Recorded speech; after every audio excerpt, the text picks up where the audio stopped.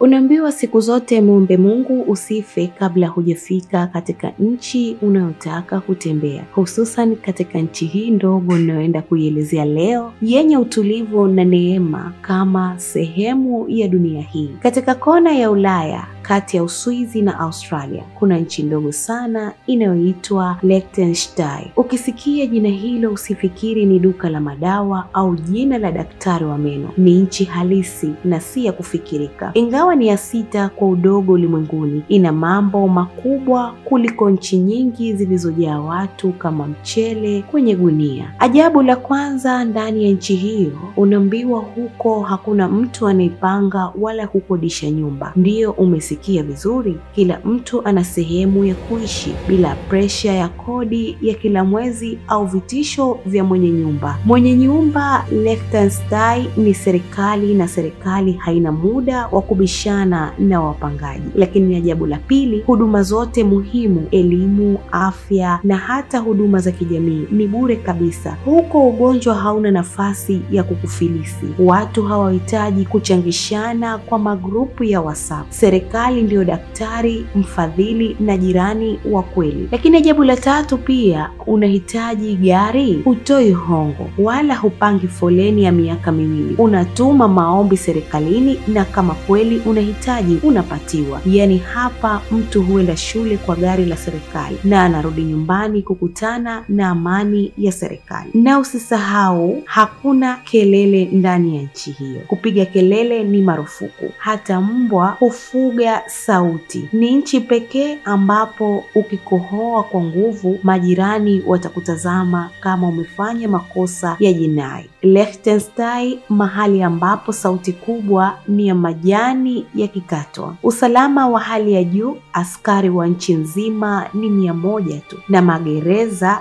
wanafungwa 7 tu. Ndiyo 7 kama idadi ya siku za wiki. Huko mhalifu ni sawa na dinosaur anayesikika kwenye hadithi, lakini huonekani. Uchumi wao ukoje? Ukiambiwa nchi haina deni hata la kununua viberiti, unaweza kuzani ni mzaha, lakini Liechtenstein ni moja ya nchi chache ambazo hazina deni la taifa kabisa. Ajira ni nyingi kuliko watu, hadi serikali inawaza. Wana viwanda vingi, na jambo la kushangaza zaidi ni kwamba 20% ya meno ya bandia duniani yanatengenezwa huko. Huko mtu akikutabasamia hujiuliza, hili jino limetoka nchini humu? Watu wa huko ni wachache, takriban watu 40,000 tu. Ni kama kijiji kikubwa lakini kilichopakwa dhahabu. Maisha yao ni ya utulivu, usafi na nidhamu ya hali ya juu. Mtu akipoteza pesa mtaani anarudi baada ya saa 1 na kuikuta ikiwa imewekewa kivuli ili isichomwe na jua. Nchi hiyo ni mfano wa nchi isiyo na makelele, isiyo na dhiki, lakini iliyojaa neema. Kama ulifikiri nchi bora haipo duniani, fikiria tena. Ni ndogo kama kijiko, lakini imetufunika kwa busara na ustaarabu. Fatma Bernard,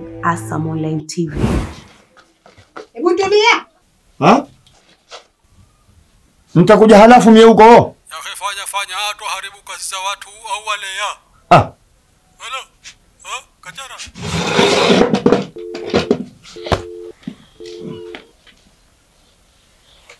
Mume wangu, nataka tuzungumze kuhusu familia yetu. Kama unavyoona, tumetumia njia za uzazi wa mpango wa kikwetu, lakini hatujafanikiwa. Na bado watoto wanakuwa wengi. Mkweli mke wangu. Maana hata mimi mwenyewe majukumu yangu nashindwa kuyahimili.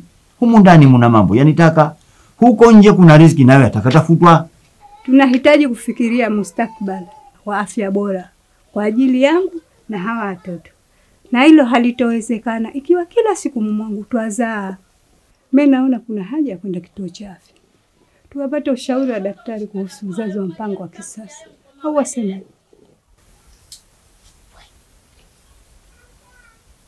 Haya, karibuni sana.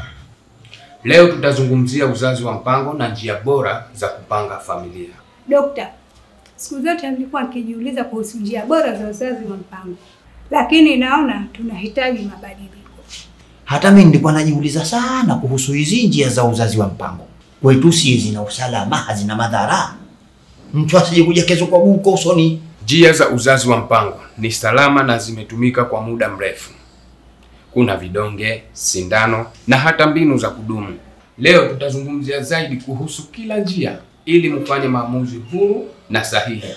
Kila mtu anao haki ya kufanya maamuzi bora kwa afya yao na familia zao.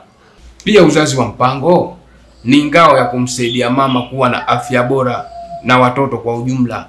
Kwa mfano, huyu akipangilia uzazi, tayari kwanza atapata muda wa kupumzika, afya bora itapatikana na watoto watakuwa kwa ustadi. Daktari, sasa sisi tunafurahi. Na twafurahi kwa sababu kuanzia sasa tuna uwezo wa kuipanga familia yetu na kuhakikisha twapata nafasi ya kulea kila mtoto kwa upendo na elimu. Ujumbe huo umeletwa kwenu na Chama cha Waandishi wa Habari Wanawake Tanzania, Zanzibar, TAMWA.